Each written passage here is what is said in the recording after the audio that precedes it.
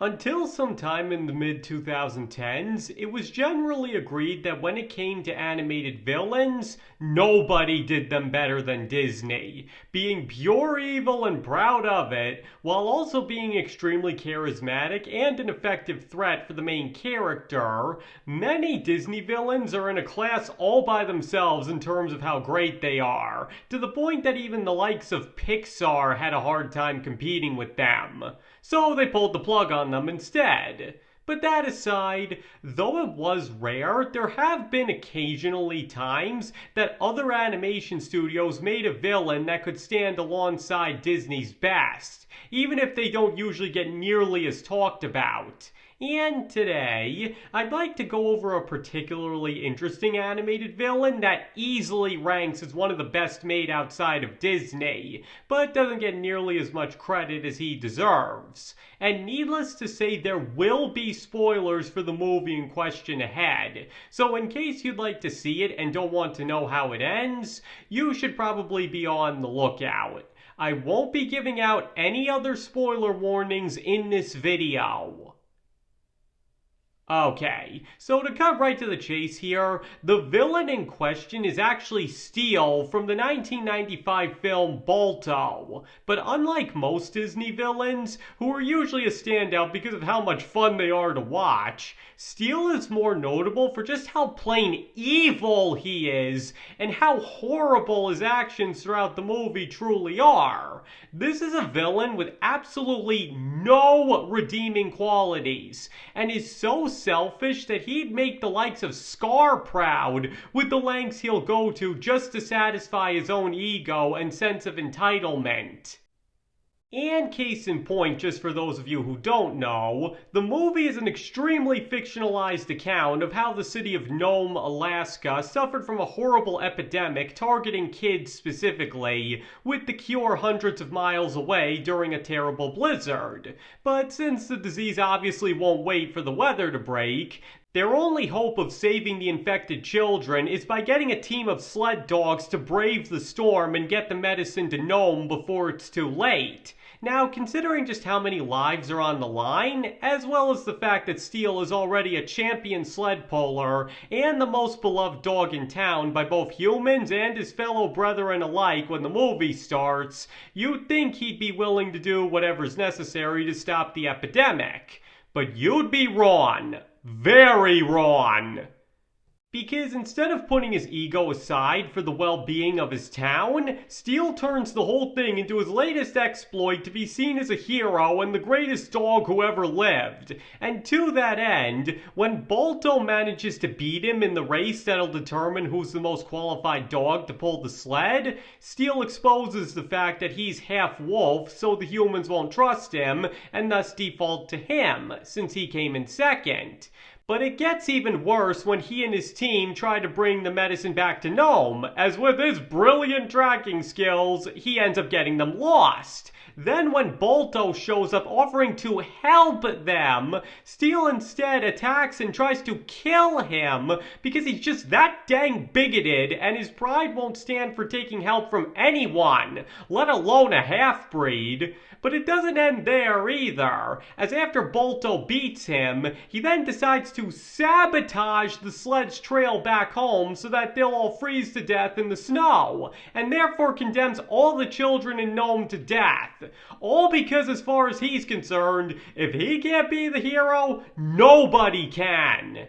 But even then, he somehow proves himself to be even more despicable by pretending that he was the sole survivor of the team and that he tried to save the others, spinning things so that he can still make himself out to be a hero.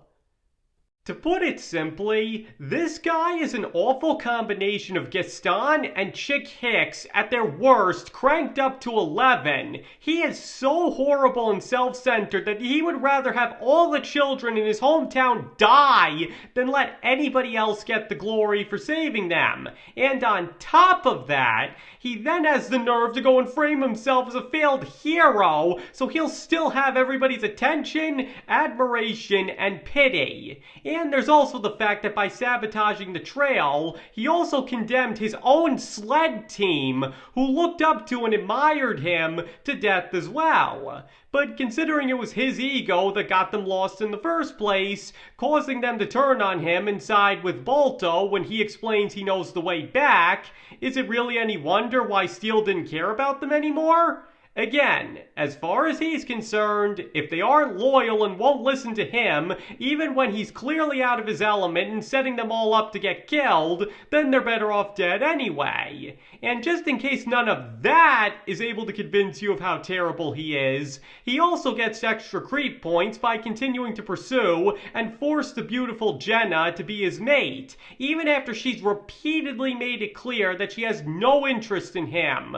He even tries to take advantage of Balto's supposed death to manipulate her into mating with him. Seriously, this dog's shamelessness is so ridiculous, he'd have many Disney villains shaking their heads in disgust at his behavior. But at the same time, that's exactly what makes him such a great villain. Sure, he may not have the charisma of a typical Disney villain, but he makes up for it with just how truly hateable he is. As I already said, there is nothing this guy won't do to satisfy his ego and be seen as a hero by all, even if that includes mass murder through sabotage. Really, dogs may be known for their loyalty, but this is one canine that's only loyal to himself and nobody else. And what only makes him better as a villain is both that he's a very effective threat and also great at causing conflict. Sure, he didn't start the epidemic, but that's about the only problem he doesn't create. Because not only does he get the team lost, refuse Balto's help and tries to kill him, and sabotages the sled's attempts to get the medicine to Nome, but even all of that could have been avoided if he hadn't exposed Balto as a half-wolf in the first place. If he hadn't done that, Balto would have been able to lead the team there and back without any complications whatsoever. Kinda like how it happened in real life, but that's not relevant here. The point is, because Steele had to be the hero at any cost, he nearly condemned countless people and dogs to a brutal death that was entirely preventable. And if that alone doesn't make him not only a great villain, but one of the most deplorable ever created for an animated film, then I don't know what does. Because honestly, this guy is everything you could ever want in an animated villain, and perfectly shows that he's truly the savage beast he views Balto as. The only thing about him that's in any way lacking is his defeat, as he's simply abandoned by everybody in disgust when they realize the truth and finally see him for the piece of trash that he is.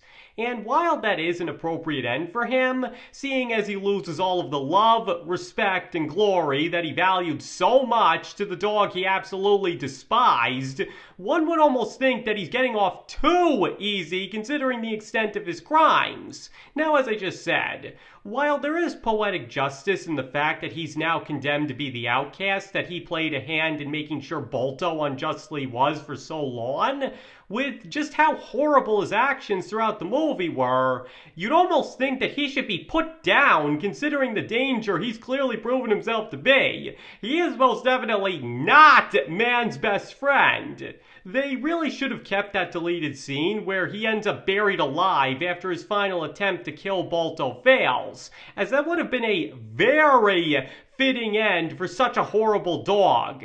But either way, that's only a very minor complaint, as everything else about him is done perfectly.